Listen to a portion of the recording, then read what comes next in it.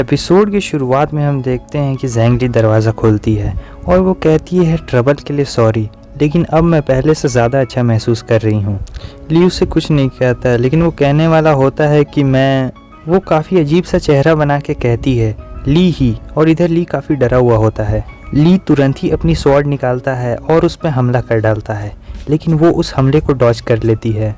इस तरफ हमें ज़ैंग ली को दिखाया जाता है जो कि कहती है आखिर तुमने मुझे फिर से ढूंढ ही लिया, और इधर ली अपने मन में सोच रहा होता है कि उसे भूत ने अपने काबू में कर लिया है। वो अपने पीछे से चाकू निकालती है और सीधा ली पर हमला कर डालती है, लेकिन ली उस हमले को अपने हाथ से रोक लेता है, मगर उसके हाथ में चोट लग जाती है और वो वहाँ से जाने लगता है। ली वहाँ से भाग रहा होता है और वो अपने मन में सोच रहा होता है कि अब मैं क्या करूँ।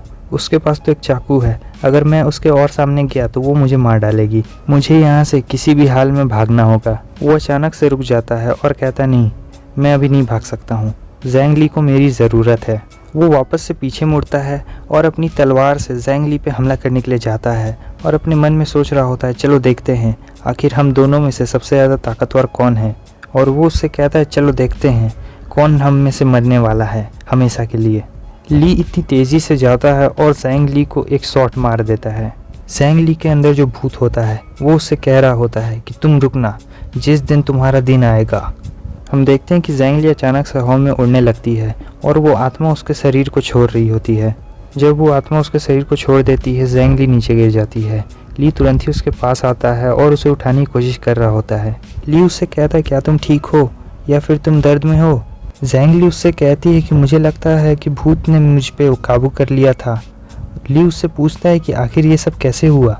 ज़ैंग ली उसे बताती है कि ये सब ऐसे शुरू हुआ जब हम पहली बार इस कमरे में आए थे, तब हम सभी लोग अच्छे से सो नहीं पा रहे होते और हमें बहुत अजीब अजीब सपने भी आ रहे थे। और फिर कुछ दिनों के बाद वो सपने आना बंद हो गए और हम सभी उसके बारे में भूल गए। सब चीज़ बिल्कुल अच्छे से चल रही थी, मगर 2 दिन पहले सभी लोग अपने घर चले गए और मैं यहीं अकेले रूम में रह गई। और फिर उसके बाद वो सपने वापस से शुरू हो गए और उस सपने में मैं देखती थी कि एक औरत मुझे ऊपर से देख रही है। अब वो काफ़ी ज़्यादा घबरा चुकी होती है और ली से कह रही होती है कि वो कल रात भी आई थी और इस बार ये कोई सपना नहीं था, मैंने उसे महसूस किया था, मुझे लगता है कि वो मेरे ऊपर ही है। और इधर ली अपने मन में सोच रहा है क्या इसने घोस्टली इमोबिलाइजेशन को एक्सपीरियंस किया है। ज़ैंग ली को गले लगा लेती है। ली उससे कहता है कि चिंता मत करो, सब चीज़ ठीक हो जाएगा। उसके बाद ली वहाँ की दीवारों में कुछ ढूंढने लगता है और उसे ऊपर की दीवार में कुछ अजीब सा लगता है, तो वो उसे चेक करने लगता है। वो ज़ैंग ली से कहता है कि मुझे कोई ऐसी चीज़ चाहिए जो इस दीवार को तोड़ सके। ज़ैंग ली उसे कोई चीज़ देती है और कहती है ये लो, ये पक्का बहुत ज़्यादा मजबूत है। ली उस चीज़ से दीवार पर मारने लगता है और दीवार में दरार बढ़ती जाती है और वो दीवार टूटने लगती है। हम देखते हैं जैसे ही वो दीवार टूटती है, उस दीवार में से किसी की बॉडी निकलती है। इस पर्सन को देख के ली काफ़ी ज़्यादा चौंक जाता है, क्योंकि इस पर्सन का हाल ज़ैंग ज़ोंग के हाल से भी ज़्यादा बुरा हुआ होता है। उसका तो सिर्फ जीभ ही कटा था, लेकिन इसका तो पूरा सर ही उड़ चुका है। ज़ैंग ली काफ़ी ज़ोर से चिल्लाती है और कहती है कि हमें पुलिस को बुलाना चाहिए। सीन चेंज होता है, हम देखते हैं कि पुलिस अब होटल में आ चुकी होती है। पुलिस ने उस बॉडी को ले लिया होता है। ली उन्हें सारी इन्फॉर्मेशन दे देता है कि कैसे उसने इस बॉडी को ढूंढा। वो इसके बारे में नहीं बताता है कि ज़ैंग ली को कैसे उस भूत ने पोजेस किया था। पुलिस ली से कहती है ठीक है, अभी के लिए इतनी इन्फॉर्मेशन काफ़ी है, अगर हमें कोई और मदद चाहिए होगी तो हम तुमसे वापस कांटेक्ट करेंगे।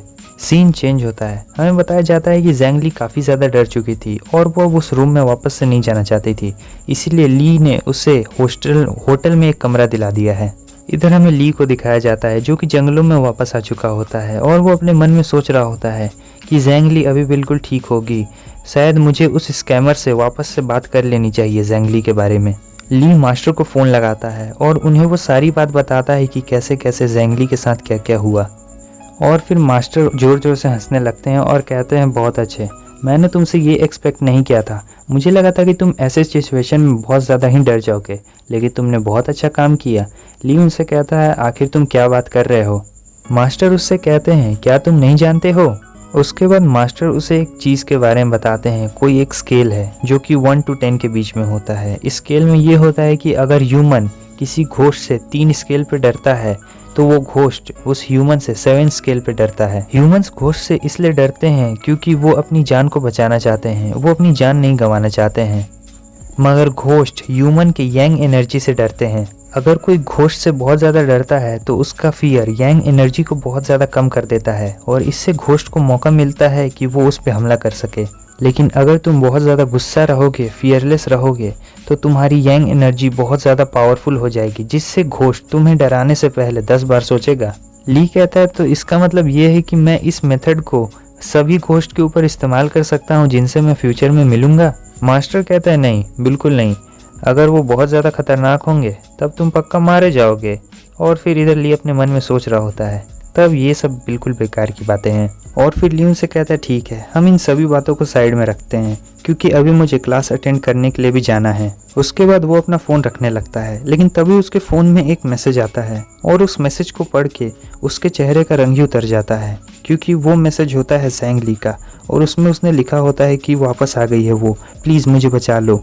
वो वापस मुड़ता है ज़ैंग ली की मदद करने के लिए, लेकिन वो देखता है कि वो रास्ता ही गायब हो चुका है। वो सोचता है कि मैं तो जा नहीं सकता हूँ, तो मैं एक काम करता हूँ, मैं मास्टर को ही भेज देता हूँ। और वो मास्टर को मैसेज करने लगता है। जैसा कि आप सब स्क्रीन पर देख सकते हैं, ली ने मास्टर को ये मैसेज किया हुआ होता है और वो ये भी सोच रहा होता है काश उसे मेरा ये मैसेज मिल जाए। उसके बाद हमें दिखाया जाता है कि वहाँ पर लिल आ जाती है और वो ली से कहती है कि क्या हुआ।